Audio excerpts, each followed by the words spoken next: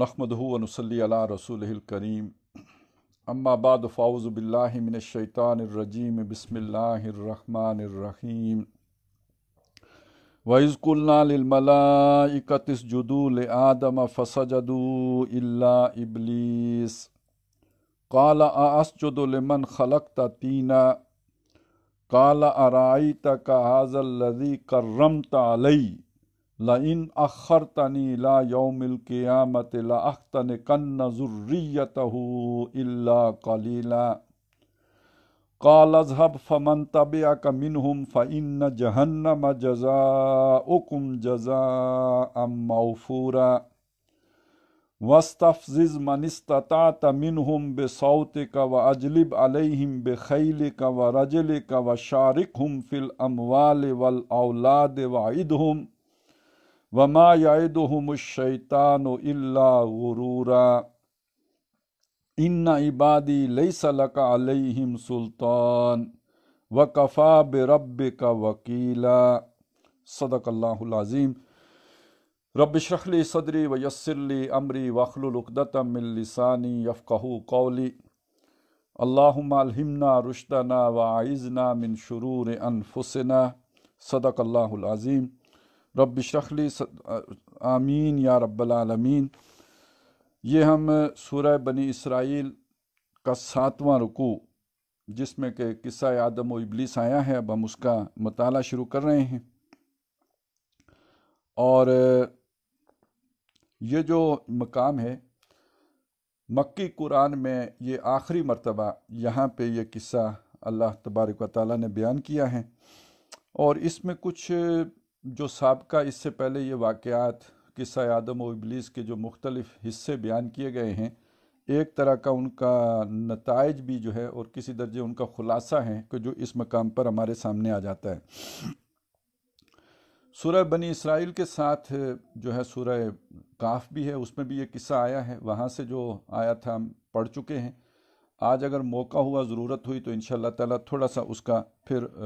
हवाला इसके साथ जोड़कर समझने के लिए देखेंगे, इसलिए कि जो सूरतें आपस में जिन मुसफ़ में साथ साथ होती हैं उनके मज़ामीन की जो हमांगी होती है,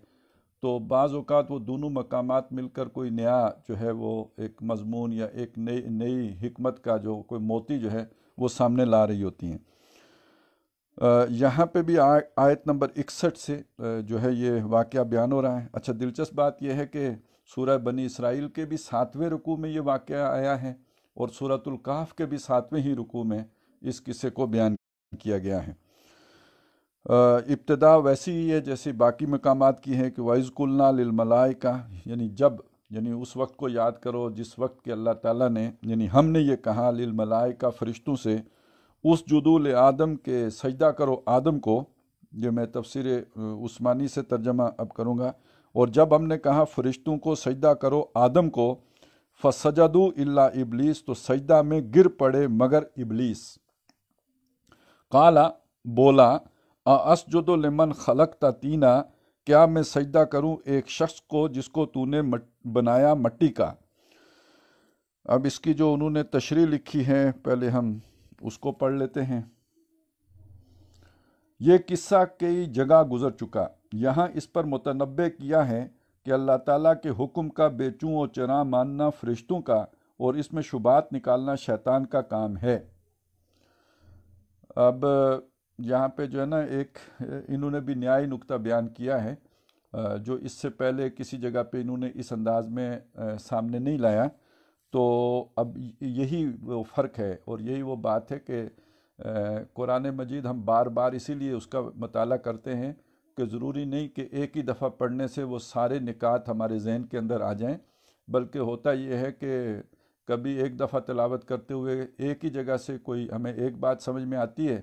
और फिर किसी दिन उसी मकाम से कोई नई बात हमारे सामने आ जाती है। तो आपने ये जो हमने ये 7 मरतबा किस्सा आया है और ये 6ठी मरतबा जो है हम इसका जो है ना छठा मकाम है जिसका हम मुताला कर रहे हैं। और ये बात पहली दफ़ा आई है कि अल्लाह ताला के हुक्म पर बेचूं और चरा मानना फरिश्तों का और उसमें शुबहात निकालना शैतान का काम है। अब ये शुबात को मुतशाबिहात के साथ जोड़ कर देखें اور شبہات کو آپ اگر دیکھیں جو ہم نے پڑھا تھا القى الشیطان فی امنیت ہی کے ساتھ جوڑ کر دیکھیں، اور یوحی بعضهم الی بعض زخرف القول کا ساتھ جوڑ کر دیکھیں، تو در حقیقت شیطان خود ہی شبہات نہیں نکالتا، وہ اپنے دوستوں کو بھی ان شبہات میں مبتلا کر دیتا ہے۔ کتاب تو یہ قرآن مجید وہ ہے جس میں شبہ کوئی نہیں، لا ریب فیہ ہے، لیکن شیطان اپنے دوستوں کے دلوں میں وہ شبہات پیدا کر دیتا ہے، اور اس کے وہ دوست کون ہوتے ہیں؟ وہ دوست اللہ تعالیٰ گمراہ نہیں ہونے دیتا مگر انہی کو کہ جو فاسق ہوتے ہیں۔ یضل بہ کثیرا و یہدی بہ کثیرا وما یضل بہ الا الفاسقین، مگر فاسقوں کو گمراہ کرتا ہے، اور ظاہر ہے وہ خود نہیں کرتا، شیطان کے ذریعے گمراہ ہونے دیتا ہے۔ اور یہ فاسق وہ ہیں کہ جو اللہ کے عہد توڑ دیتے ہیں، شریعت سے اللہ کے احکام جو اللہ نے انہیں دیے ہوتے ہیں ان میں سے کسی حکم سے بھی نکل بھاگیں، دین کی جو ہے وہ قانون کو مسخ کریں، اس کو کسی ہیلے بہانے سے توڑ ڈالیں، یا یہ کہ اسے براہ راست توڑ دیں، یہ شیطان کا کام ہے، یا اس میں شبہات پیدا کریں، یا وہ اس کو کسی بھی ہیلے سے جو ہے وہ اسے بالکل ہی غیر متعلق کر دیں، اور وہ کہ جس کو اللہ نے جوڑنے کا حکم دیا ہے اس کو منقطع کریں، اسے قطع کریں، اسے توڑ دیں۔ وہ رشتہ داریاں بھی ہیں، اور اللہ کی کتاب سے بھی جڑنا ہے، اللہ کی حزب اللہ سے بھی جڑنا ہے، اور اللہ سے بھی جڑنا ہے۔ اللہ کی محبت، رسول کی محبت، اللہ کی راہ میں جہاد کرنے کی محبت، اس پر جن کے دلوں میں دوسری محبتیں غالب آ جائیں، دنیا کی کوئی بھی محبت غالب آ جائے، تو ان کے دلوں میں پھر وہ شبہات پیدا کرنا شیطان کے لیے بہت آسان ہو جاتا ہے۔ تو شبہات نکالنا شیطان کا کام ہے۔ یہ کافر بھی اسی کی چال چل رہے ہیں۔ یہ جو کافر لوگ ہیں یہ بھی در حقیقت یعنی، اور کافر یہاں پہ اگر آپ جو بھی قانونی معنوں میں لیں گے تو پھر تو وہ صرف وہی لوگ کافر ہیں کہ جو اسلام کا نام نہیں لیتے، لیکن یہ کہ حقیقی معنی میں لیں گے جو دم غافل سو دم کافر، اور یہ کہ جو ہاں جس دل میں اللہ کی محبت کی جگہ اور محبتیں جاگزیں ہوئی ہیں اور براجمان اور بت ہیں وہاں پر، تو وہ در حقیقت انہی لوگوں کے دلوں میں شبہات پیدا ہوتے ہیں، بے شک وہ مسلمان ہی کیوں نہ ہوں۔ اور فی زمانہ کافروں کو تو اسلام کے احکام سے کیا لینا دینا؟ آج کے زمانے میں جو شبہات پیدا ہو رہے ہیں وہ مسلمانوں ہی کے دلوں میں ہو رہے ہیں، گویا ان کا دل جو ہے وہ مسلمان نہیں ہے۔ جو بات بات میں کج بحثیاں کرتے ہیں، مگر یاد رہے کہ ان کا انجام بھی وہی ہونے والا ہے جو ان کے امام ابلیس لعین کا ہوگا۔ اب یہ کج بحثیاں، یہ ہمیں جو ہے نا وہ سورہ کاف میں اور یہاں سورہ بنی اسرائیل میں بھی اور بہت سی جگہوں پر یہ کج بحثیوں کا ذکر ملتا ہے۔ سورہ بنی اسرائیل میں اس کی تفصیل ہے کہ وہ کہتے ہیں جی کون زندہ کرے گا؟ انہیں کہو وہی زندہ کرے گا جس نے پہلی مرتبہ پیدا کیا۔ پھر وہ کہیں گے کہ وہ جو جس نے پہلی مرتبہ پیدا کیا تو وہ، بلکہ پہلے یہ ہے کہ وہ کیسے جب ہم ہڈیاں گل سڑ جائیں گی پھر بھی ہو جائے، ہاں آپ کونو حجارتن او حدیدہ، پتھر ہو جاؤ، لوہا ہو جاؤ، پھر بھی واپس ہو جاؤ گے۔ تو وہ کہیں گے کون کرے گا؟ جی وہی کرے گا جس نے پہلی مرتبہ کیا۔ پھر پوچھیں گے کب کرے گا؟ اب یہ ساری کج بحثیاں ہیں۔ اور اسی طرح جو مختلف جو آگے سے جو ہے نا وہ خوض کرنا اور حجتیں کرنا، اس کو کہیں کہا گیا جیسے سورہ کاف میں کہا گیا کہ وَيُجَادِلُ الَّذِينَ كَفَرُوا بِالْبَاطِلِ، کافر لوگ باطل طریقے سے مجادلہ کرتے ہیں، بحث کرتے ہیں۔ اب یہ جو مجادلہ ہے یہی وہ لفظ ہے جو سورہ انعام میں آیا تھا کہ یہ ان الشیاطین لیوحون الی اولیائہم لیجادلوکم، تو گویا یہ جو مجادلہ بالباطل جو کر رہے ہوتے ہیں ظاہراً انسان، ان کی طرف جو ہے وہ خیالات ان کے ذہنوں میں الہام کیے جا رہے ہوتے ہیں یا القاء کیے جا رہے ہوتے ہیں شیاطین کی طرف سے، جو نظر نہیں آ رہے ہوتے، وہ ان کے قرین ہوتے ہیں۔ نقیض لہم القرآناء، اور وہ ان کو اس طرح کے خیالات جو ہے وہ وہی کر رہے ہوتے ہیں۔ یہی سورہ مومن میں بھی ہے کہ ان لوگوں نے جو ہے باطل طریقے سے جو ہے وہ حجت بازی کرتے ہیں اور مجادلہ کرتے ہیں۔ اچھا جی، اب اس کے بعد کہا کہ وہ جب شیطان نے یہ بات ہو گئی کہ کیا میں اس کو سجدہ کروں جو تو نے مٹی کا بنایا ہے، یعنی اس نے وہی شبہ پیدا کیا۔ قال ارائیتک ھذا الذی کرمت علی، اب اس شیطان یہاں پہ وہ بیچ کی وہ باتیں چھوڑ دی۔ اس نے پہلے مہلت مانگی کہ رب فانظرنی الی یوم یبعثون، تو وہ مہلت جب اسے مل گئی، وہ سب کچھ ہونے کے بعد اب وہ یہ کہہ رہا ہے، قال اس شیطان وہ کہنے لگا ارائی تک، بلا دیکھ تو، حاضل لذی کرمت علیہ، یہ شخص جس کو تو نے مجھ سے بڑھا دیا. اب یہ بڑھا دیا پرانی اردو ہوگی، میں تھوڑی اس لیے اس کی تشریح کر رہا ہوں. کرم تھا یعنی جس کو تو نے تکریم دی، عزت دی، جس کو تو نے عزت میں بڑھا دیا. یہاں پہ اگر آپ عزت کے لفظ کا اضافہ کر لیں تو پھر وہ معنی جو ہے وہ واضح ہو جائے گا کہ یہ شخص جس کو تو نے مجھ سے بڑھا دیا، یعنی مجھ سے عزت میں بڑا کر دیا ہے. اور یہ اسی جو ہے نا رکوع کے آخر میں اس بڑائی کا ذکر بھی آیا ہے، ذرا کھل کے آیا ہے. وہ آیت بھی ذرا پڑھ لیتے ہیں ہم، ذرا اندازہ ہو کہ بڑائی کیسی دی ہے اللہ نے. فرمایا وَلَقَدْ كَرَّمْنَا بَنِي آدم، اور ہم نے عزت دی ہے آدم کی اولاد کو. وَحَمَلْنَاهُمْ فِي الْبَرِّ، اور سواری دی ان کو جنگل، والبحر، اور دریا میں. یعنی مطلب یہ حملناہم، یہ سواری تو بہت یعنی جو بھی ترجمہ ہے وہ ظاہر ہے کچھ نہ کچھ تو کرنا ہوتا ہے، لیکن حمل تو اٹھانا ہوتا ہے. یعنی گویا جیسے کوئی کسی کو گود میں لے کے پھرتا ہے، اللہ تعالیٰ فرماتے ہیں اس طرح ہم اسے گود میں اٹھائے پھرتے ہیں خشکی میں اور تری میں. وَرَزَقْنَاهُم مِّنَ الطَّيِّبَاتِ، اور اس کو رزق دیا ہم نے پاکیزہ چیزوں میں سے. وَفَضَّلْنَاهُمْ عَلَىٰ كَثِيرٍ مِّمَّنْ خَلَقْنَا تَفْضِيلًا، اور بڑھا دیا، وہی فضیلت دی ہم نے بہتوں سے، یعنی جو کچھ جن کو پیدا کیا ہم نے بڑائی دے کر، جن بڑی بڑی فضیلت والی مخلوق کے اوپر ہم نے اس کو فضیلت دی ہے. تو ذرا آپ سوچئے اگر کوئی جو دشمن ہوتا ہے اور جو حسد کرتا ہے تو اس کی پہلی کوشش یہ ہوتی ہے کہ جس کو جو فضل دیا گیا ہے وہ اس سے چھن جائے. کسی کے پاس دولت ہے، اس کا پڑوسی اس سے حسد کرتا ہے، اس کی خواہش کیا ہے کہ وہ دولت اس کے پاس نہ رہے. یہ خواہش نہیں ہے کہ ویسی دولت مجھے مل جائے، اس کی اصل خواہش یہ ہے کہ وہ دولت اس کے پاس نہ رہے. تو ذرا آپ سوچئے کہ اگر اللہ نے انسان کو تکریم دی ہے تو شیطان کی کوشش یہ ہوگی کہ اس کی یہ عزت خاک میں مل جائے. اگر اللہ تعالیٰ اس کو خشکی اور تری میں اٹھائے پھرتا ہے تو شیطان کی خواہش یہ ہوگی کہ یہ بھی مردود کر دیا جائے جیسے وہ خود مردود ہو گیا ہے. اگر اللہ تعالیٰ نے انسان کو پاکیزہ چیزوں میں سے رزق دیا ہے تو شیطان کی کوشش یہ ہوگی کہ یہ بھی خبیث چیزیں کھانا شروع کر دے، وہ پاکیزہ غذائیں چھوڑ دے. اور اللہ نے جو بھی تمام جس مخلوق پر اللہ نے اسے فضیلت دی ہے، شیطان کی کوشش یہ ہوگی کہ تمام رذیل ترین مخلوق سے بھی گھٹیا کام کرنے والا انسان بن جائے. یعنی بل ہم اضل کی صورت اختیار، حیوانوں سے بھی گیا گزرا ہو جائے اور خنزیروں سے بھی گیا گزرا ہو جائے، تاکہ یہ ثابت کر سکے کہ یہ ایک ایسی مخلوق کو تو نے اتنی فضیلت دی ہے. تو بہرحال یہ ایک اس کا جو دعویٰ تھا یا جو اس کی بات تھی، جو اس کا گلہ کہہ لیجئے یہاں پہ وہ اللہ سے کر رہا ہے کہ اللہ جو تو نے اس کو میرے اوپر جس کو تو نے بڑھا دیا ہے، یعنی فضیلت دے دی ہے، لَإِنْ أَخَّرْتَنِي إِلَىٰ يَوْمِ الْقِيَامَةِ، اگر تو مجھ کو ڈھیل دیوے قیامت کے دن تک، لَأَخْتَنِكَنَّ ذُرِّيَّتَهُ إِلَّا قَلِيلًا، تو میں اس کی اولاد کو ڈھانٹی دے لوں مگر تھوڑے. اب یہ یوں سمجھ لیجئے کہ وہ اصل میں یہ کہہ رہا ہے کہ اگر مجھے قیامت تک کے لیے تو مہلت دے دے گا، مؤخر کر دے گا، یعنی میری موت اور مجھے میری روح قبض، میری جان قبض کرنا اگر مؤخر کر دے گا قیامت تک، مجھے ڈھیل دے دے گا، تو میں اس کی اولاد کو لازماً نکیل ڈال دوں گا، نتھ ڈال دوں گا. اب اس کی تشریح جو کی ہے یعنی تھوڑے سے چھوڑ کر باقی سب کو اپنا مسخر کر لوں، جیسے گھوڑے کو لگام دے کر قابو کر لیا جاتا ہے. بڑا مست گھوڑا ہو، اگر آپ اسے لگام دے لیں تو اس کے بعد وہ آپ کے قابو آ جاتا ہے. تو میں اولاد آدم کو اپنے قابو کر لوں گا. پھر جو میرے سامنے اتنا کمزور ہے اسے مجھ پر فضیلت دینا کس طرح جائز ہوگا؟ اگر اس نے تو ثابت یہ کیس کرنا ہے. قال اذهب، فرمایا جا، فمن تبعک منہم، جو کوئی تیرے ساتھ ہوا ان میں سے،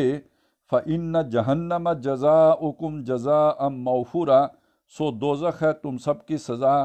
بدلہ پورا. موفورا یعنی وافر، پورا بدلہ جو تمہیں ملنا ہے یعنی اس جرم کا، وہ خواہ تم ہو یا تمہارے پیروکار ہوں، وہ دوزخ ہوگا. اس کی تشریح کی ہے یعنی جا، جتنا زور لگا سکتا ہے لگا لے، یہاں بھی تیرے اور تیرے ساتھیوں کے واسطے جیل خانہ تیار ہے، یعنی آخرت میں.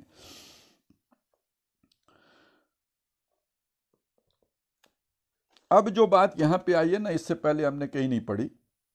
اور یہاں پہ اللہ تعالیٰ نے جو اسے مختلف حربے استعمال کرنے کی اجازت دی ہے، اور در حقیقت اللہ تعالیٰ نے اپنے علم کامل کی بنیاد پر اس کا پوٹینشل دیکھتے ہوئے جو کچھ وہ کر سکتا تھا اس سب کا ایک بالکل صحیح جو ہے، ہم اندازے کا لفظ استعمال کریں گے، مطلب یہ کہ اس کا صحیح تعین کر کے اس کے سامنے رکھ دیا ہے کہ وَاسْتَفْزِزْ مَنِ اسْتَطَعْتَ مِنْهُمْ، جا بچلا لے، گھبرا لے، انہوں نے گھبرا لے ترجمہ کیا ہے، ان میں سے جس کو تو گھبرا سکے، من استطاعت منہم، جو تیرے بس میں ہے، جس کو تو گھبرا سکے، بے صوت، اب دیکھیے اس کے ہتھیار کیا ہیں، بے صوت کا، اپنی آواز سے، اس کی تشریح کی ہے یعنی وہ آواز جو خدا کے عصیان کی طرف بلاتی ہو۔ اب یہ تشریح آئی ہے نا، اس سے انہوں نے مراد کیا لیا ہے؟ مراد اس سے وسوسہ ڈالنا ہے، اور مزامیر یعنی باجا گاجا بھی اس میں داخل ہو سکتا ہے۔ اب اس میں صرف باجا گاجا ہی کیا، یعنی یہ جو آواز ہے تو ہر وہ پرکشش آواز، پر سوز آواز، پر درد آواز، پر تاثیر آواز، پر اثر آواز، خواہ وہ گانے کی صورت میں ہو، خواہ وہ اچھی تقریر کی صورت میں ہو، خواہ وہ لفاظی کی صورت میں ہو، خواہ وہ لچھے دار اور گنڈے دار باتوں کی صورت میں ہو، خواہ وہ چکنی چپڑی باتوں کی صورت میں ہو، خواہ وہ اعلیٰ نظریات کی صورت میں ہو، وہ بہترین فلسفوں کی صورت میں ہو، جو گمراہی کی طرف لے کے جانے والی آواز ہے، در حقیقت وہ شیطان کی آواز ہوگی۔ وَأَجْلِبْ عَلَيْهِمْ بِخَيْلِكَ، اور لے آ ان پر اپنے سوار، وَرَجِلِكَ، اور پیادے۔ اب اس کی تشریح کی ہے یعنی ساری طاقت صرف کر ڈال اور پوری قوت سے لشکر کشی کر، خدا کی معصیت میں لڑنے والے سب شیطان کے سوار اور پیادے ہیں، جن ہوں یا انس۔ اب یہ جن اور انس کے اعتبار سے اگر ہم تھوڑا سا اس کو وسعت دے لیں تو بات یوں بن جائے گی کہ جو تمہارے سوار ہیں، یعنی جو اڑ کر جیسے ایئر فورس آتی ہے تو اس طرح تو تمہارے جنات حملہ آور ہوں گے، اور رجل کا جو ٹانگوں پہ چلنے والے انسان ہیں وہ یعنی شیاطین جن، وہ اس کے جو ہے وہ خیل ہو جائیں گے، اور جو اس کے سوار جو آنے والے ہیں سواریوں کے اوپر، اور رجل کا جو پیادے ہیں تو وہ یعنی انسان ہو جائیں گے۔ یہ بھی معنی ہو سکتا ہے، اور یہ بھی کہ اپنی جو بھی تمہاری طاقت ہے، فورسز ہیں، اس لیے کہ جنگ میں تو دونوں طرح کی فورسز، پیادے بھی ہوتے ہیں سوار بھی ہوتے ہیں، تو ان کو تو استعمال کر کے دیکھ لے۔ وَشَارِكْهُمْ فِي الْأَمْوَالِ وَالْأَوْلَادِ، اب یہ جو حصہ ہے یہ بہت ہی اہم ہے، اور ساجا کر، ساجے داری جسے ہم کہتے ہیں، ساجا کر ان سے مال اور اولاد میں۔ اس کی تشریح کی ہے یعنی دل میں ارمان نہ رکھ، ان کو ہر طرح ابھار کہ مال و اولاد میں تیرا حصہ لگائیں، یعنی یہ چیزیں ناجائز طریقے سے حاصل کریں اور ناجائز کاموں پر صرف کریں۔ یہ جو تشریح ہے یہ بھی قابل تشریح ہے۔ فرمایا کہ مال و اولاد میں تیرا حصہ لگائیں، اس کا مطلب اور ہے، اس کا مطلب یہ ہے کہ جو ان کو مال حاصل ہو اس میں سے کچھ مال تیرے نام کا چڑھائیں، بتوں کے آگے جو چڑھایا ہے، جو استھانوں پہ جا کے خرچ کیا ہے، ظاہر ہے وہ شیطان کو گویا اس کے حصے کا مال ہو گیا، اور گویا اس کی ساجے داری ہو گئی اس کے اندر۔ اور جو اولاد، بعض لوگ جو ہے اپنی بچی بچہ یہ بھی قربان کر دیتے ہیں بتوں کے نام پر، تو گویا وہ اس کے نام کر دیا، یا خدا نخواستہ کوئی بدبخت جو ہے بچے کا نام عبد الشیطان یا امت الشیطان رکھ لے بیٹی کا نام، تو یہ بھی در حقیقت اس کے نام کرنے والی بات ہو جائے گی۔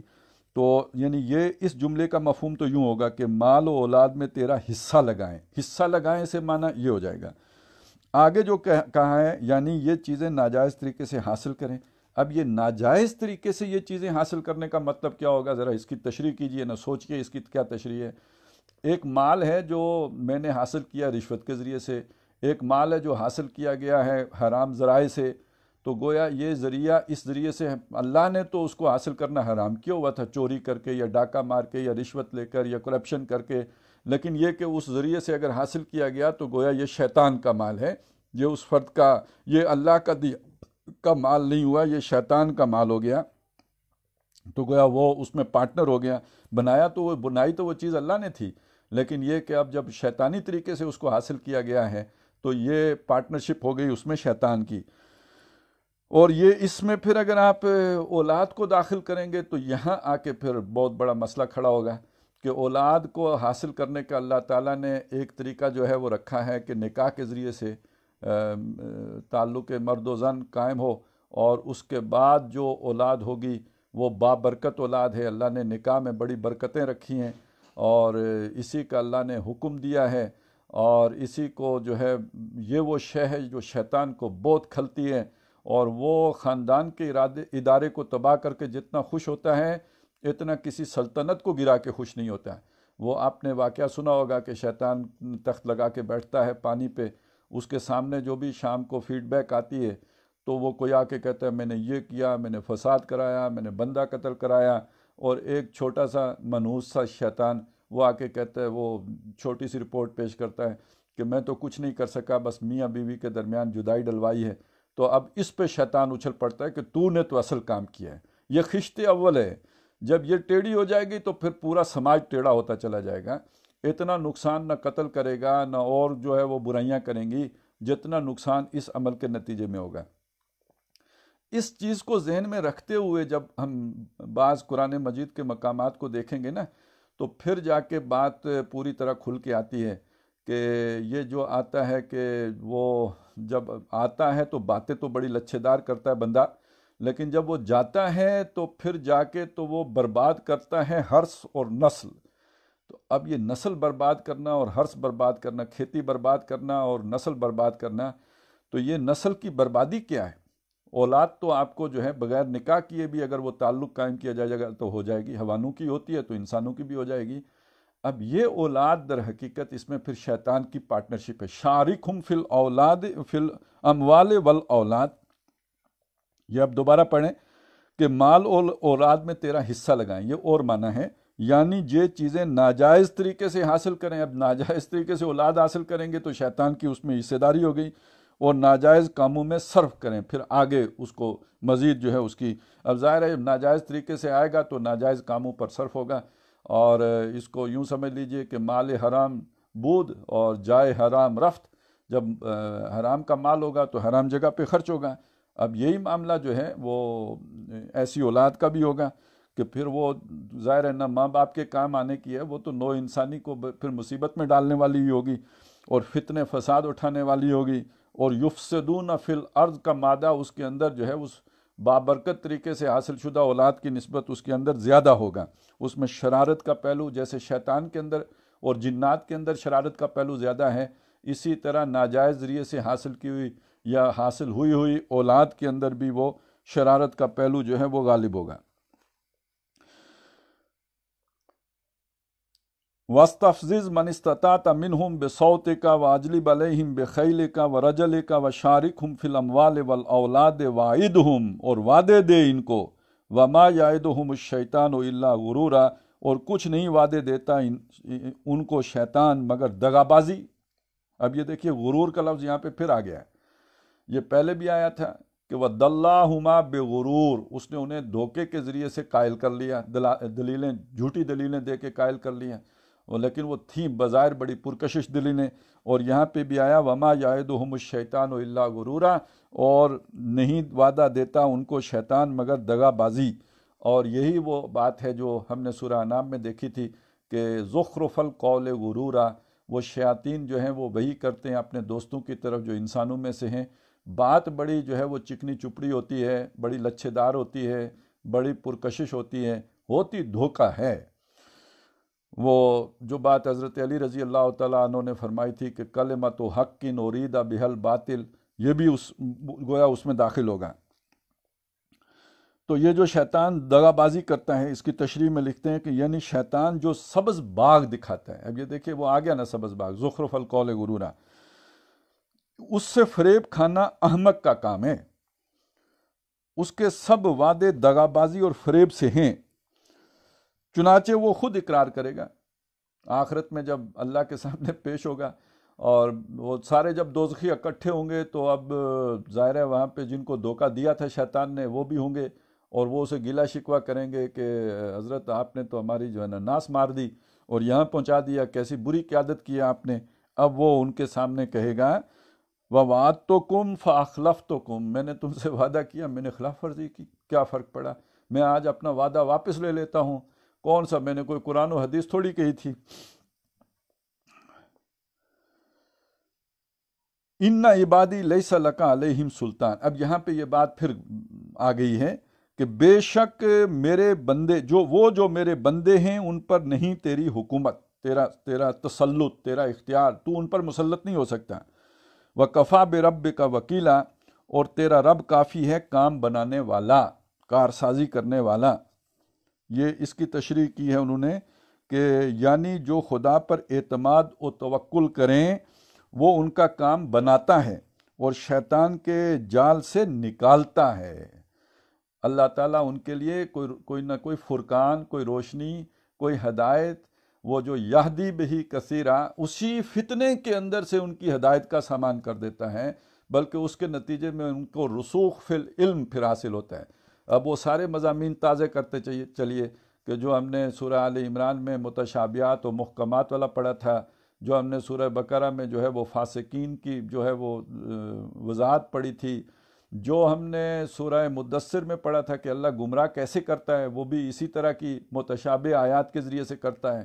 جو ہم نے پھر سورہ حج میں پڑھا کہ یہ شیطان القاء کرتا ہے اس تلاوت کے اندر، یعنی مخاطب کے دل میں شبہ ڈال دیتا ہے، اس آیت کی غلط تشریح اس کے ذہن میں آ جاتی ہے، اور اسی کی وضاحت پھر ہم نے سورہ انعام میں دیکھی تھی کہ یہ شیاطین باقاعدہ اپنے دوستوں کے دلوں میں باتیں القاء کرتے ہیں۔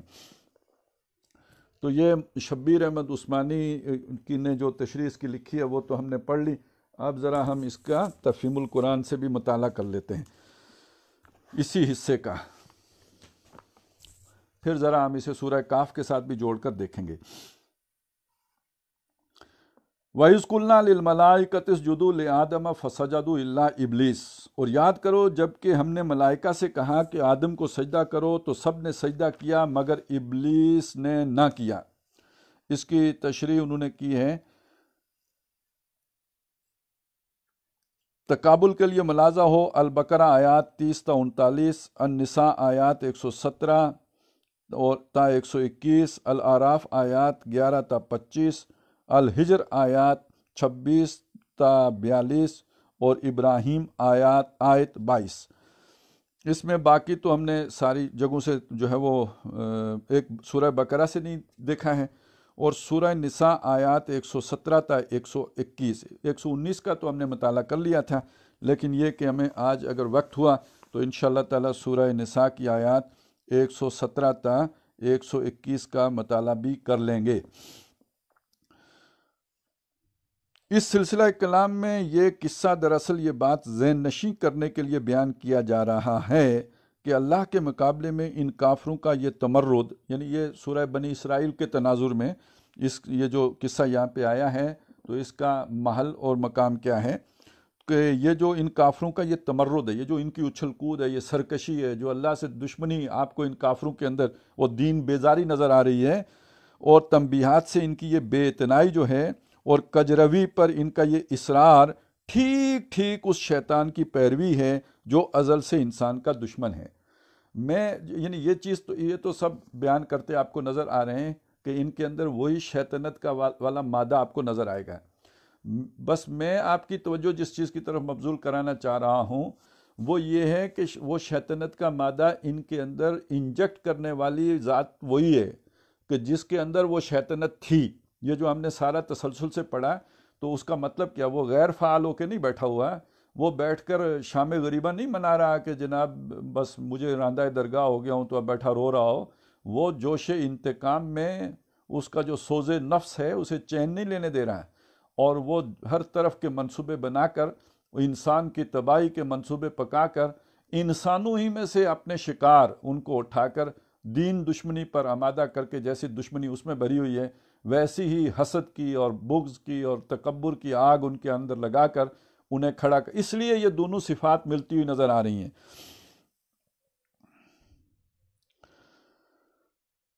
اور اس روش کو اختیار کر کے در حقیقت یہ لوگ اس جال میں پھنس رہے ہیں جس میں اولاد آدم کو پھانس کر تباہ کر دینے کے لیے شیطان نے آغاز تاریخ انسانی میں چیلنج کیا تھا۔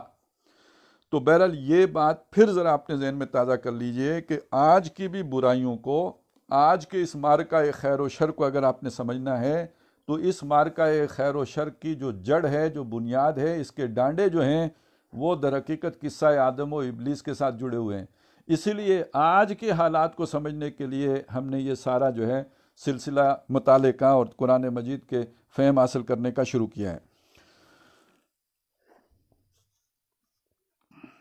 کالا اسجد لمن خلقت طینا، اس نے کہا کیا میں اس کو سجدہ کروں جسے تو نے مٹی سے بنایا ہے؟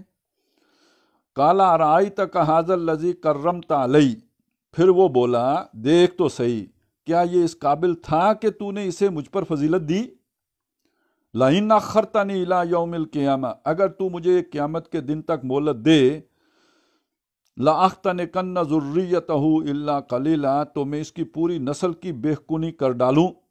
اب اس کی تشریح انہوں نے کی ہے کہ بے-خونی کر ڈالوں یعنی ان کے قدم سلامتی کی راہ سے اکھاڑ پھینکوں۔ اختناق یعنی وہ جو اختنکنا اس کا جو مصدر لائے ہیں کہ اصل معنی کسی چیز کو جڑ سے اکھاڑ دینے کے ہیں۔ چونکہ انسان کا اصل مقام خلافت الہی ہے، جس کا تقاضا اطاعت میں ثابت قدم رہنا ہے، اس لیے اس مقام سے اس کا ہٹ جانا بالکل ایسا ہے جیسے کسی درخت کا بیخ و بن سے اکھاڑ پھینکا جانا۔ کہانی بس یہ ہے کہ جو منصب اللہ نے انسان کو دیا تھا، جس کی وجہ سے وہ جلا تھا، وہ خلافت کا منصب ہے۔ یہ سجدہ تو اسی خلافت کی نشانی کے طور پر کرایا گیا تھا کہ اللہ نے اس کو اختیار دیا ہے، اور چونکہ جو فرشتے ہیں وہ اللہ کے حکم کے تابع ہیں اور اللہ تعالیٰ کے لیے تدبیر امر کرتے ہیں، تو کہیں انسان اپنے اختیار سے کی وجہ سے کوئی غلط کام کر رہا ہو تو شیطان جو فرشتے اسے روکے نہ، وہ اس کے مطیع ہوں، وہ اس کے فرما بردار بنا دیے گئے ہیں۔ یہ سجدہ اس کی علامت ہے۔ اب یہ جلن جو بنیادی طور پر ہے وہ اس خلافت کا منصب ملنے کی بنیاد پر ہے۔ اب یہ شیطان در حقیقت چیلنج یہ کر رہا ہے کہ میں انسان کو اس کے اس منصب سے دور کر کے چھوڑوں گا، یعنی وہ اس منصب سے دور ہو گیا تو اس کا نتیجہ یہ ہے کہ گویا وہ اپنی جڑ سے اکھاڑ دیا گیا۔ تو وہ کہتے ہیں، اسی لیے انہوں نے ترجمہ بھی وہی کیا ہے کہ اگر تو نے مجھے جو ہے نا اس کی موقع دیا، مہلت دے، تو میں اس کی پوری نسل کی بے-خونی کر ڈالوں، اور یعنی اسے خلافت سے اکھاڑ پھینکوں، یعنی اس خلافت الہی جس کا تقاضا اطاعت میں ثابت قدم رہنا ہے، اس لیے اس مقام سے اس کا ہٹ جانا بالکل ایسا ہے جیسے کسی درخت کا بیخ و بند سے اکھاڑ پھینکا جانا۔ اس خلافت کے لیے بہرحال انسان کے اندر جو اللہ تعالیٰ نے روح پھونکی ہے، اب وہی در حقیقت وہ ریسیپینٹ ہے وحی الہی کی، جس کی وجہ سے وہ مسجود ملائک بھی ہوا تھا اور جس کی وجہ سے وہ خلافت کے منصب کا اہل بھی ہوا۔ یہ خلافت کا منصب وہ ہے کہ جو پیش کیا گیا پہاڑوں پر، جو پیش کیا گیا آسمان پر، جو پیش کیا گیا زمین پر، لیکن یہ کہ ان میں سے کسی کے اندر اس کو اٹھانے کی طاقت، قوت یا وہ استطاعت ہی نہیں تھی، پوٹینشیل ہی نہیں تھا، لیکن انسان نے اٹھا لیا۔ اور انسان نے کیوں اٹھا لیا؟ اس لیے کہ انسان کے اندر اللہ تعالیٰ نے وہ روح جو ودیت کی ہے، اس کی وجہ سے وہ اس قابل تھا کہ وہ اس کے اندر اس کی اہلیت تھی، اس کی استطاعت تھی کہ وہ اس ذمہ داری کو، اس امانت کو، اس بار گراں کو اپنے کندھوں پر اٹھا سکے۔ اور اس کی نسل کی بے-خونی کے ایک معنی وہ بھی ہیں جو آگے آ رہے ہیں کہ ان کی اولاد میں بھی شریک ہو جائے۔ تو ظاہر ہے جو اولاد شیطان کی اولاد ہوگی اس میں اللہ نے وہ برکت کیوں رکھی ہوگی کہ جس کی بنیاد پر جو ہے وہ خلافت کے منصب کا وہ اہل ہوتا ہو۔ جیسے مال حرام میں برکت نہیں ہے تو ایسے ہی اولاد حرام میں وہ برکت نہیں ہوگی کہ جس سے پھر وہ ساری فیوز و برکات کا سلسلہ شروع ہوتا ہے۔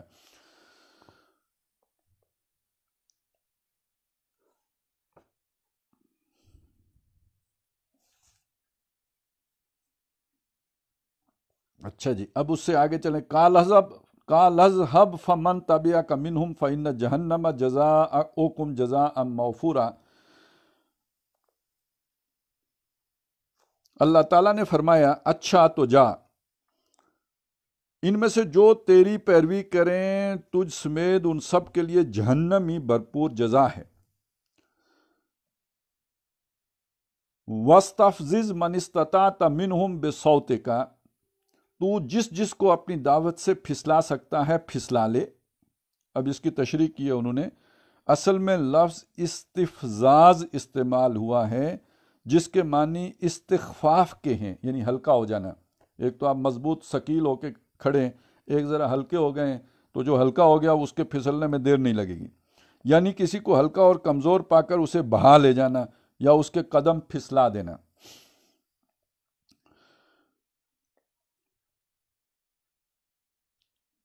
वस्तफ़ज़िज़ मन इस्तताअत मिनहुम बिसौतिका व अजलिब अलैहिम बिखैलिका व रजलिका व शारिकहुम फिल अमवाल वल औलाद व अइदहुम, तो फिसला सकता है फिसला ले, उन पर अपने सवार और प्यादे चढ़ा ला। इसकी तशरीह की है, इस फिक्रे में शैतान को उस डाकू से तशबीह दी गई है जो किसी बस्ती पर अपने सवार और प्यादे चढ़ा लाए और उनको इशारा करता जाए कि इधर लूटो, उधर छापा मारो, वहाँ गारतगरी करो। शैतान के सवारों और प्यादों से मुराद वो सब जिन और इंसान हैं जो बेशुमार मुख्तलिफ शक्लों और हैसियतों में इब्लीस के मिशन की खिदमत कर रहे हैं। दुनिया में भी यही कुछ हो रहा है, ये मुल्क लूटो, वो मुल्क खसूटो, तो बिल्कुल ये शैतान का जो है तरीका वारदात है। तो इन्होंने जो है उसके जो भी, अब तो खैर वो सवार जो है उसमें आप ड्रोन तैयारे भी शामिल कर लें और जो भी एयर जो है वो में जो अब जंगी ताकतें आ गई हैं, अब तो उसमें जो है वो स्टार वार प्रोग्राम भी शुरू हो चुके हुए हैं और फिर ये कि सेटेलाइट भी उसमें शामिल हो चुके हुए हैं। तो अब आप उसके जो भी सवार हैं उनका ज़रा अंदाज़ा लगाइए। प्यादे चढ़ा ला, माल और औलाद में उनके साथ साझा लगा। इसकी तशरीह की है, ये एक बड़ा ही मानीखेज फिक्रा है जिसमें शैतान और उसके पैरों के बामी ताल्लुक की पूरी तस्वीर खींच दी गई है। जो शख्स माल कमाने और उसको खर्च करने में शैतान के इशारों पर चलता है, उसके साथ गोया शैतान मुफ्त का शरीक बना हुआ है। मेहनत में उसका कोई हिस्सा नहीं, जुर्म और गुनाह और गलतकारी के बुरे नताज में वो हिस्सादार नहीं, मगर इसके इशारों पर यह बेवकूफ़ इस तरह चल रहा है जैसे इसके कारोबार में वो बराबर का शरीक बल्कि शरीक के गालिब है। इसी तरह औलाद तो आदमी की अपनी होती है और उसे पालने पोसने में सारे पापड़ आदमी खुद बेलता है, मगर शैतान के इशारों पर वो इस औलाद को गुमराही और बदअखलाकी की तरबियत इस तरह देता है गोया इस औलाद का तना वही बाप नहीं है बल्कि शैतान भी बाप होने में उसका शरीक है। वमा याद वाइदहुम, और इनको वादों के जाल में फांस। अब इसकी यानी उनको गलत उम्मीदें दिला, उनको झूठी तवक्कुआत के चक्कर में डाल, उनको सब्ज़ बाग दिखा। वमा याइदुहुम शैतान इल्ला गुरूरा, और शैतान के वादे एक धोखे के सिवा और कुछ भी नहीं। इन्ना इबादी लैसा लका अलैहिम सुल्तान, इसके दो मतलब हैं। इन्ना इबादी लैसा लका अलैहिम सुल्तान, यकीनन मेरे बंदों पर तुझे कोई इक़्तिदार हासिल न होगा।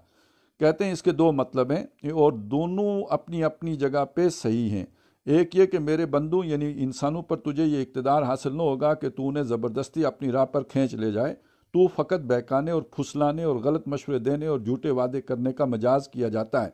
मगर तेरी बात को कबूल करना या न करना इन बंदों का अपना काम होगा। तेरा ऐसा तसल्लुत उन पर न होगा कि वो तेरी राह पर जाना चाहें या न चाहें। बहरहाल तू हाथ पकड़कर उनको घसीट के ले जाए। दूसरा मतलब यह है कि मेरे ख़ास बंदू यानी सालेहीन पर तेरा बस न चलेगा। कमज़ोर और ज़ईफ़ुल इरादा लोग तो ज़रूर तेरे वादों से धोखा खाएंगे, मगर जो लोग मेरी बंदगी पर साबित कदम हों वो तेरे काबू में ना आ सकेंगे। लेकिन इन कमज़ोर बंदों के लिए भी अल्लाह ने तौबा का रास्ता खोला होता है और वो तौबा करके फिर और भी मजबूत हो जाते हैं और शैतान उनके इस अमल से सर पकड़ के बैठ जाता है कि मैंने तो इन्हें गुमराह किया था, लेकिन ये तौबा करके फिर अपने असल मकाम पर पहुँच गए।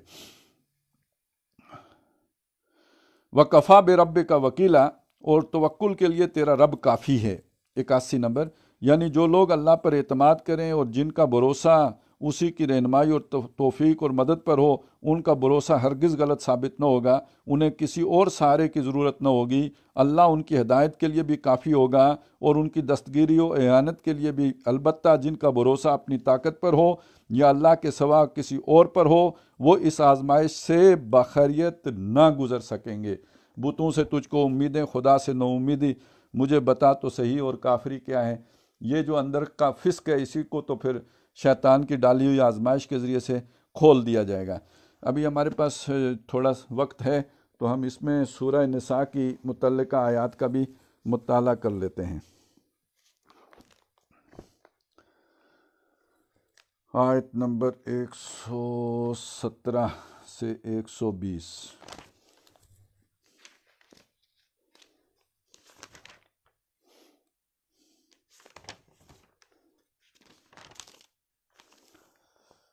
ہاں جی،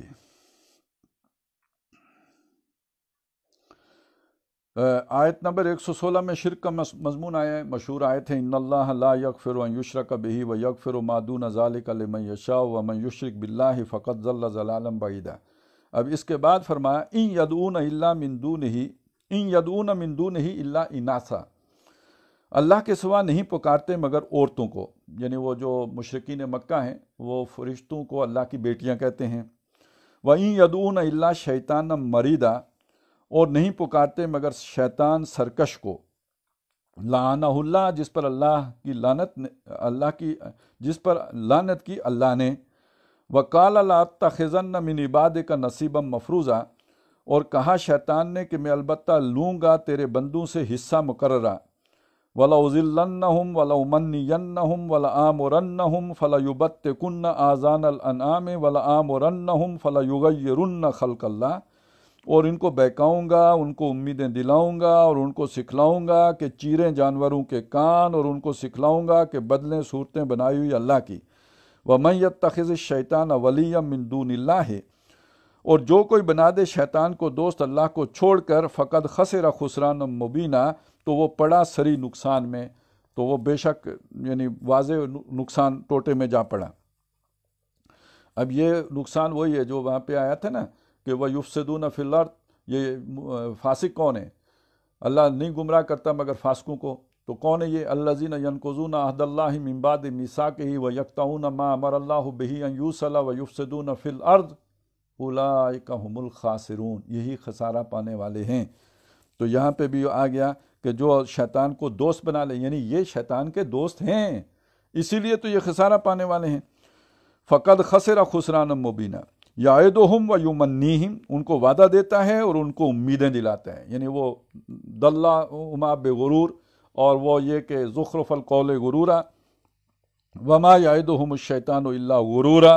اور جو کچھ وعدہ دیتا ہے ان کو شیطان سو فریب ہے، جھوٹ ہے، وہ دھوکہ ہی دیتا ہے۔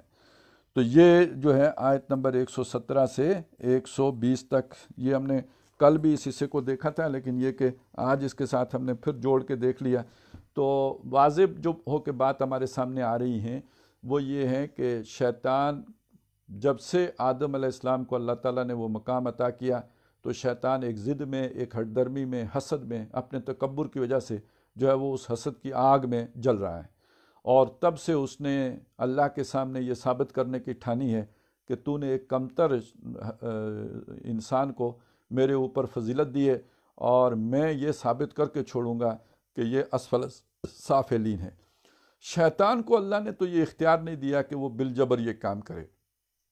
لیکن ظاہر ہے اس نے ایسے منصوبے بنانے تھے کہ انسان کو بے بس کر کے وہ اس کام کی اور اپنی شیطنت کی طرف لے کے آ جائے، اور اس میں اس نے پھر انسانوں کی مدد حاصل کی، اس لیے کہ اللہ تعالیٰ نے فرشتوں کو بھی اور جنات کو بھی انسان کے سامنے جو ہے وہ بے بس کیا ہے۔ یہ سجدہ اگر اس نے نہیں بھی کیا تو اللہ تعالیٰ نے تب بھی اس کو یہ اختیار نہیں دیا کہ وہ زبردستی انسانوں کے ساتھ کر سکے، لیکن انسان کے پاس تو اختیار ہے، اور انسان کے اس اختیار کو شیطان نے پھر اپنے کام میں لایا، انسانوں میں سے دوست بنائے۔ اب یہ ہے کہ انسان کو قتل بھی کر سکتا ہے، اب یہ ہے کہ انسان کو مجبور بھی کر سکتا ہے۔ انسانوں میں فرعون ہوتے ہیں کہ جو لوگوں کو ایمان لانے کے نتیجے میں سولی دے دیتے ہیں، اور وہ ظلم و زیادتیاں کرتے ہیں کہ جن کی وجہ سے پھر بعض لوگ جو ہے وہ ایمان سے پھر جانے پر بھی مجبور ہو جاتے ہیں۔ انسانوں میں پھر ابو جہل بھی ہوتے ہیں، اور اس طرح کے اور ہر دور میں نمرود ہیں، اور مختلف جو ہے جبار ہیں، یہ انسانوں کے پیچھے جو شیطان آ کے تعوذہم عزا، ان کو ابھارتے ہیں، ان کو ورگلاتے ہیں، ان کو اکساتے ہیں، ان کو جوش دلاتے ہیں، ان کو غیرت دلاتے ہیں کہ وہ اللہ کی جو جماعت ہے جو اللہ والے ہیں، جو اللہ کے وفادار ہیں، ان کا کلا کما کریں، انہیں ڈرائیں، انہیں دھمکائیں، انہیں اذیتیں دیں، انہیں طرح طرح سے پریشان کریں، یہ شیطان نہیں کر سکتا، لیکن یہ شیاطین انس کے ذریعے سے تو وہ کرتا ہے۔ اب اس میں ایک بات سوچنے کی اور غور کرنے کی یہ بھی ہے کہ اللہ تعالیٰ نے جو انسان کو فضیلت دی ہے اور اسے اشرف المخلوقات بنایا ہے، جنوں سے بھی اشرف ہے، تو ظاہر ہے اس کو اللہ نے صلاحیتیں بھی دی ہیں، تو جب وہ فرشتوں کے راستے پہ چلے گا تو فرشتوں سے آگے نکلے گا، بہت سے فرشتوں سے آگے نکلے گا، اور انسانوں میں سے وہ ہیں کہ جو سبھی فرشتوں سے بھی آگے نکل گئے۔ جناب محمد الرسول اللہ صلی اللہ علیہ وسلم کا جو مقام و مرتبہ ہے تو وہ کسی یعنی بڑے سے بڑے فرشتے سے بھی آگے ہیں، لیکن یہ کہ آپ کے امتی بھی ظاہر ہے وہ جو مقرب فرشتے ہیں وہ درجہ تو ان کو وہ تو کوئی نہیں پایا جا سکتا، لیکن بہت سے فرشتوں سے، عام فرشتوں سے اللہ تعالیٰ نے ان کو فضیلت دی ہے۔ اب سوچنے کی بات یہ ہے کہ انسان اگر شیطنت کے راستے پہ چلے گا تو کیا وہ شیطان کے کان نہیں کترے گا؟ کیا وہ شیطان سے بھی آگے نہیں نکل جائے گا؟ تو سچی بات یہ ہے کہ جب سے شیطانوں اور انسانوں کا بالکل کھلے بندوں اشتراک ہوا ہے تو یہ تو بہت شیطنت اپنے نقطۂ کمال کو پہنچی جا رہی ہے۔ اور اب اس میں علامہ اقبال نے جو کچھ ہمارے سامنے رکھا ہے، اس لیے کہ عہد حاضر کی جو بھی گمراہیاں ہیں اور اس دور میں جہاں تک شیطنت پہنچی ہوئی ہے اس کو صحیح طرح دیکھا بھی ہے، سمجھا بھی ہے، اور اس کو محسوس بھی اگر کسی شخصیت نے کیا اور پھر بھرپور طور پر بیان بھی کیا۔ بعض اوقات تو ایسا ہوتا ہے ایک بات سمجھ میں بھی آتی ہے تو آدمی کہہ نہیں پا رہا ہوتا ہے، اور کہتے ہوئے بھی زبان رکتی ہے کہ اس کو سمجھائیں کیسے، بتائیں کیسے، اس تخیل و تصور تک پہنچائیں کیسے، تو لاکھوں پیج پڑتے ہیں اس بات کو کنوے کرنے میں بھی، تو بڑی جرت کی ضرورت ہوتی ہے، اور بڑے وہ ایک اس کے لیے صلاحیت اور اسلوب کی بھی ضرورت ہوتی ہے وہ بات پہنچانے کے لیے۔ تو علامہ اقبال نے ان چیزوں کو کھولا بھی ہے، بیان بھی کیا ہے۔ ذرا چند باتوں کو ہم ذرا ذہن میں لے آئیے نا، ذرا بات سمجھنے کے لیے وہ بات ہو رہی ہے کہ بہت سی جگہوں پہ شیطان کو کان پکڑوائے ہیں علامہ اقبال نے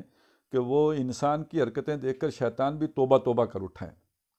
اللہ سے کہہ رہا ہے کہ جمہور کے ابلیس ہیں ارباب سیاست، یہ جو لوگ اس میدان میں آئے ہیں، یہ جو اس فن میں طاق ہیں، ان کی حرکتیں دیکھ کر، ان کے کام دیکھ کر اور ان کی جرتیں اور جسارتیں دیکھ کر تو میں بھی اللہ کان پکڑ رہا ہوں کہ جمہور کے ابلیس ہیں ارباب سیاست، باقی نہیں میری ضرورت تے افلاک۔ اب ان کے ہوتے ہوئے میں جا کے کیا کروں گا؟ یہ تو مجھ سے بھی دو ہاتھ آگے کی چیزیں ہیں، اشرف المخلوقات ہیں، تو انہوں نے شیطنت میں بھی جو ہے جو شرف حاصل کیا ہے میں اس تک نہیں پہنچ سکتا، میں وہ مقام نہیں پا سکتا، تو یہ تو بہت پہنچے ہوئے بزرگ لوگ ہیں، تو باقی نہیں میری ضرورت اب تے افلاک۔ ان کے ہوتے ہوئے مجھے جو ہے وہ اب آسمان کے نیچے جا کے ذمہ داریاں ادا کرنے کی اور لوگوں کو گمراہ کرنے کی ضرورت نہیں ہے۔ یہ جو آج کے نمرود ہیں اور آج کے فرعون ہیں، یہ مجھ سے بہت آگے کی چیزیں۔ اسی حوالے سے جو خاص طور پہ جو اب جہاں پہ نو انسانی پہنچی ہے اور جو مارکہ خیر و شر جو شروع ہوا تھا آدم اور ابلیس کے اس واقعے سے، تو اس نے اپنے کلائمیکس کو تو آ کے پہنچنا ہے اینڈ ٹائمز میں، جو اب جس ایرا میں ہم داخل ہو چکے ہیں۔ تو اس کا جو نقشہ یعنی ہر دور میں یہ کشاکش اور کشمکش رہی ہے، اور ہر دور میں ستیزہ کار رہا ہے ازل سے تا امروز، تو یہ جھگڑا ازل سے تا امروز جاری ہے، اور امروز جو ہے اس کو ذرا قیامت تک اگر آپ وسعت دے دیں تو اب اس میں جو چیز ہمارے سامنے آئے گی کہ دنیا کو ہے پھر مارکائے روح و بدن پیش۔ اب یہ بات جو ہے نا، روح و بدن، یہ ایک جسم ہے، اور یہ جسم اور اس کے اندر اللہ نے ایک روح لا کے ڈالی ہے، وہ جو فَإِذَا سَوَّيْتُهُ وَنَفَخْتُ فِيهِ مِن رُوحِي، جسم تو بن گیا۔ آج رحم مادر میں بھی جسم جو ہے وہ جب 3-4 مرحلوں سے گزر چکا ہوتا ہے، نطفہ سے وہ علقہ بن چکا ہوتا ہے، علقہ کے بعد مضغہ بن چکا ہوتا ہے، اور اس سارے پروسیس سے جب گزر چکا ہوتا ہے تو اس کے بعد اس کا تسویہ ہوتا ہے، اور تسویہ ہونے کے بعد اس میں لا کے وہ روح فرشتہ ڈالتا ہے۔ یعنی حدیث کے الفاظ تو یہی ہیں کہ 40 دن، وہ اس لیے تھوڑا اس کی تشریح میں فرق آ گیا ہے۔ جو پرانی ہماری تشریحات ہیں اس میں 120 دن کاؤنٹ کیے جاتے ہیں کہ 40 دن نطفہ ہے، 40 دن علقہ ہے، 40 دن مضغہ ہے، یہ 120 دن ہو گئے۔ اب 120 دنوں کے بعد فرشتے نے لا کر وہ روح اس کے اندر ڈالی ہے۔ اب جو بعض حضرات جو ذرا میڈیکل سائنس سے متعلق ہیں تو ان کا کہنا یہ ہے کہ یہ سارا پروسیس در حقیقت 40 سے 45 دنوں کے اندر مکمل ہو جاتا ہے، لہٰذا وہ اس حدیث کے اندر جو الفاظ ہیں ان کی اس حدیث غلط نہیں ہوتی، ان الفاظ کے ساتھ یہ تشریح ممکن ہے کہ در حقیقت وہ 40 دنوں میں یہ 3 مرحلے طے ہو جاتے ہیں گویا۔ واللہ عالم، بہتر اللہ ہی جانتا ہے، لیکن یہ کہ بہرحال اگر میڈیکل سائنس کی یہ پرووڈ بات ہے کہ یہ تینوں مرحلے 40 دنوں میں طے ہو جاتے ہیں تو پھر وہی اس کا صحیح ترین جو ہے وہ تشریح یا مفہوم ہوگا کہ جو یہ حضرات بیان کرتے ہیں۔ تو بہرحال وہ 40 دن کے بعد ہو یا 120 دن کے بعد ہو، یعنی وہ تسویہ کی مدت تو ہمیں نہیں معلوم، یعنی وہ میڈیکل سائنس کے مطابق فرض کریں 120 دن 40 دن ہے، اور جو بھی ہمارے علماء جو اس کو بیان کرتے رہے اپنی فہم کے مطابق وہ 120 دن ہے، اس سے کوئی بڑا فرق نہیں واقع ہوتا۔ لیکن جو اصل بات میں سمجھانا چاہ رہا ہوں وہ یہ ہے کہ یہ جب تسویہ ہو چکا ہوتا ہے تو اس کے بعد لا کے اس میں وہ روح ڈالی جاتی ہے۔ روح ایک علیحدہ شے ہے، اور اصل میں اس روح کی وجہ سے وہ مسجد ملائک ہوا، یہ جان نہیں ہے، جان تو اس علاقہ میں بھی تھی، جان تو اس مضغہ میں بھی ہے، اور یہ جو جان یا جو مٹی سے بنا جسم ہے اس نے واپس مٹی میں جانا ہے۔ منہا خلقناکم وفیہا نعیدکم ومنہا نخرجکم تارۃ اخری، اور یہ واپس اس کی غذا بھی ساری مٹی کی ہے، اور وہ جو روح ہے وہ اللہ کے پاس سے آئی ہے۔ وَنَفَخْتُ فِيهِ مِن رُوحِي، اور جب یہ باڈی سے وہ نکلتی ہے تو وہ واپس بھی اللہ ہی کے پاس جاتی ہے۔ اِنَّا لِلَّهِ وَإِنَّا إِلَيْهِ راجعون، تو وہ واپس بھی اللہ ہی کے پاس جاتی ہے، اور اس روح کی غذا بھی اللہ ہی کے پاس سے آتی ہے۔ وہ خود بھی روح ہے، اور روح الامین اس کی غذا لے کے آتے ہیں، اور جو غذا لے کے آتے ہیں وہ بھی روح ہے، یعنی وحی ہے، قرآن مجید ہے، اللہ کی کتابیں ہیں، اللہ کا پیغام ہے، اسی سے اس کو تقویت حاصل ہوتی ہے، اسی سے اس کو غذا ملتی ہے۔ تو وہ ایک انڈیپینڈنٹ، سیلف سفیشینٹ، پوری طرح خود مکتفی وجود ہے،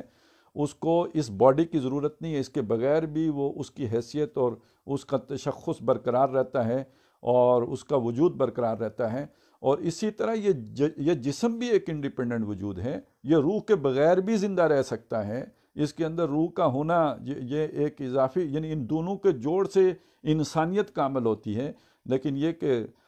اقبال نے خیر اس کی طرف بھی اشارہ کیا تھا کہ روح سے تھا تہی زندگی میں بھی جن کا جسد، زندگی تو ہے لیکن روح سے تہی ہے، اس کے اندر وہ روح نہیں ہے۔ تو حیوانات کے اندر روح نہیں ہے، لیکن ان کا جسد تو ہے، اس میں جان بھی ہے۔ تو یہ جو دنیا میں اس وقت معرکہ سرگرم ہے، یہ در حقیقت روح و بدن کا معرکہ ہے، اور بدن کے تقاضے، یعنی یہ جتنی بھی اس وقت دنیا میں جو بھی کوشش ہے، محنت ہے، وہ تو وہی جو حیوانی انسٹنکٹس ہیں، جبلتیں ہیں ہماری، تو انہی کی گریڈیفیکیشن کی کوشش ہے تاکہ تسکین کا سامان حاصل ہو جائے، یہ ماحول، یہ گھر، یہ ساری سہولتیں، یہ ساری آرائشیں، یہ ساری ڈیکوریشنز، یہ ساری در حقیقت اس بدن کی تسلی کے لیے اور اس کی ضرورتوں کو پورا کرنے کے لیے، ان جبلتوں کی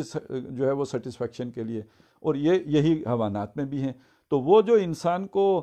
جو اس کا حیوانی وجود ہے، اگر وہ اسی کی سروسز میں لگا رہتا ہے تو در حقیقت وہ تو وَلَكِنَّهُ أَخْلَدَ إِلَى الْأَرْضِ کا مصداق بن جائے گا، یعنی زمین کا بنا ہوا ہے، زمینی خواہشاتی کی طرف جھکتا چلا گیا ہے، اس نے وہ روح کے تقاضے پورے ہی نہیں کیے۔ تو اب در حقیقت وہ لوگ کہ جن کے اوپر ان کی روح غالب ہے،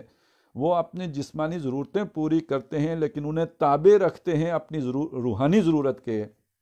یہ ہیں وہ لوگ جو اللہ کو بھی پہچانتے ہیں اور اپنے آپ کو بھی پہچانتے ہیں۔ مردان خود آگاہ و خدا مست ہیں، اپنے آپ کی پہچان بھی رکھتے ہیں، اللہ کی محبت سے بھی سرشار ہیں۔ من عرف نفسہ فقد عرف ربہ، اپنے کو بھی پہچانتے ہیں، اپنے رب کو بھی پہچانتے ہیں۔ اور جو اپنے سے غافل ہوا تو وہ اس لیے غافل ہوا کہ رب سے غافل ہوا۔ وَلَا تَكُونُوا كَالَّذِينَ نَسُوا اللَّهَ فَأَنسَاهُمْ أَنفُسَهُمْ،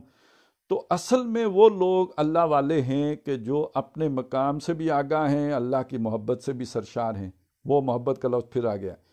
اور قُلْ إِنْ كَانَ آبَاؤُكُمْ وَأَبْنَاؤُكُمْ وَإِخْوَانُكُمْ وَأَزْوَاجُكُمْ وَعَشِيرَتُكُمْ وَأَمْوَالٌ اقْتَرَفْتُمُوهَا وَتِجَارَةٌ تَخْشَوْنَ كَسَادَهَا وَمَسَاكِنُ تَرْضَوْنَهَا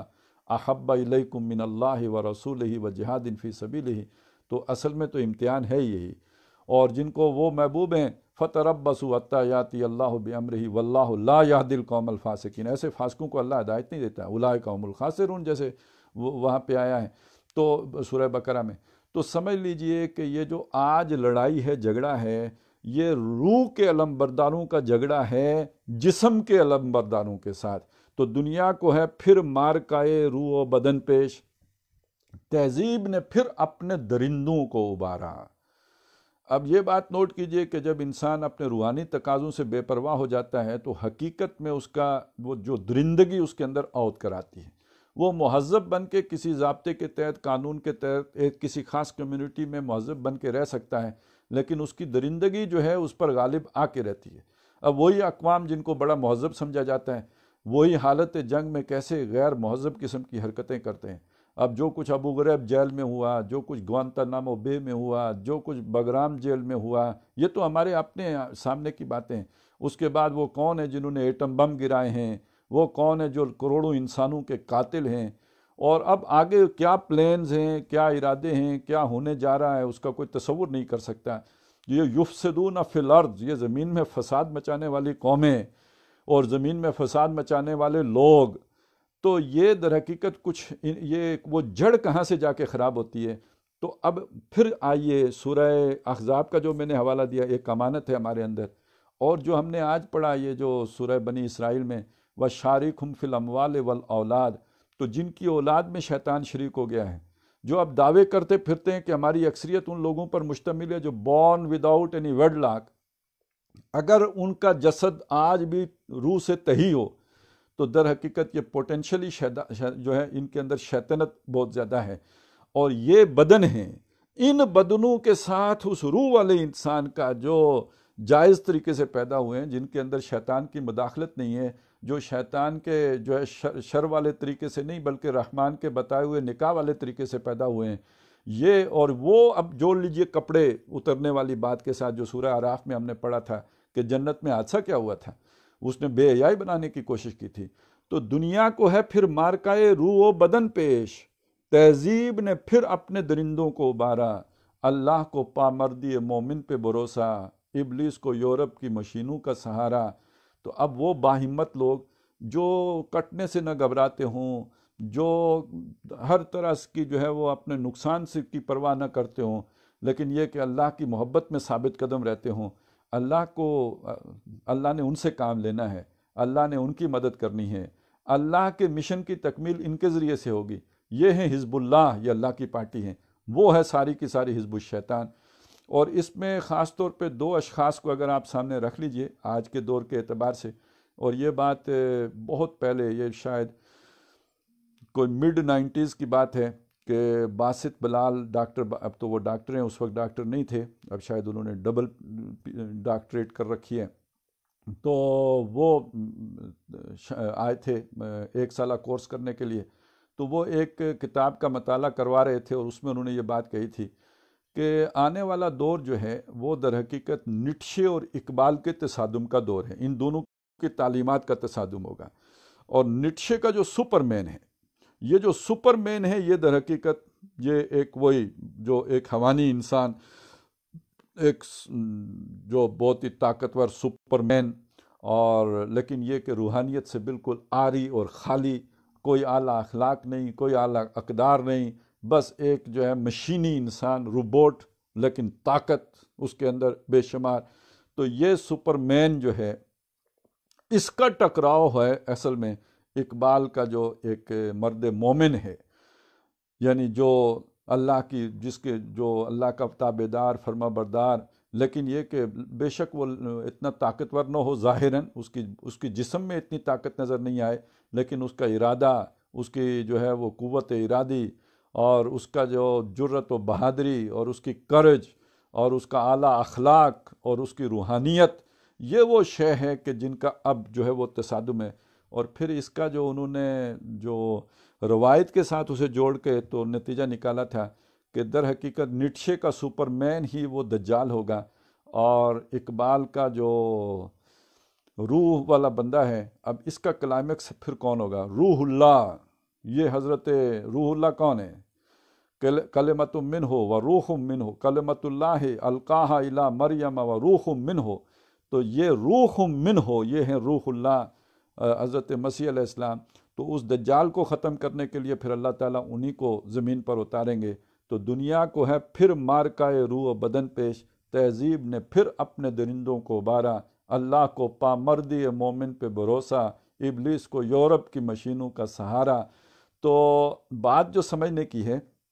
وہ یہ ہے کہ اس مارکہ خیر و شر کا بالکل آخری جو ہے وہ مارکہ ہمارے سروں پہ کھڑا بلکہ جاری ہے، اور یہ ٹکراؤ در حقیقت حزب اللہ اور حزب الشیطان کا ہے۔ آپ کو چاروں طرف حزب الشیطان دن دناتی نظر آئے گی، اور مقابلے میں حزب اللہ وہ آپ ابھی کہیں دور دور بھی نظر نہیں آتا، لیکن وہ قطروں میں ٹولیوں میں کہ اسی انسانوں کے اسی ہجوم کے اندر وہ اکا دکا کہیں کہیں جو ہے قطرہ قطرہ کی صورت میں موجود ہیں۔ بس اس کے دریا بننے کی دیر ہے، اور وہ اللہ کی منشا جب ہوگی اور اس کا اذن جب آئے گا تو اس کو کوئی دیر بھی نہیں لگے گی۔ یہ سب جمع کرنا اللہ کے لیے بہت آسان ہے۔ تو بہرحال ہم ایک ایسے دور میں داخل ہو چکے ہیں کہ جہاں اس وقت حزب الشیطان کا طوطی بولتا ہے، اور ہم اسی چیز کو سمجھنے کے لیے کہ ہمارا اصل طاقت کیا ہے، ہم کون سا ایٹم بم لے کے اس کا مقابلہ کر سکتے ہیں، ہم کس بایولوجیکل ویپن سے ان کا مقابلہ کر سکتے ہیں، یا ان کے ان ہتھیاروں سے ہم اپنا دفاع کس طور پر کر سکتے ہیں، یہ ساری چیزیں انشاءاللہ تعالی ہمارے اس جو بھی مطالعہ ہے اس کے دوران انشاءاللہ ہمارے سامنے آتی رہیں گی۔ آج ہم نے جو یہ شیطان اور آدم علیہ السلام کا یہ واقعات تھے، ان کے 6 حصے ہمارے الحمدللہ پورے ہو گئے۔ کل انشاءاللہ سورہ بقرہ جو بہت ہی اہم اس کا، اور وہ ترتیب نزولی میں سب سے آخر میں وہ آیا ہے، ہمارے مطالعے میں بھی آخر میں آئے گا۔ کل انشاءاللہ تعالی اس کا مطالعہ کریں گے۔ اقول قولی ھذا واستغفر اللہ لی ولکم ولسائر المسلمین والمسلمات۔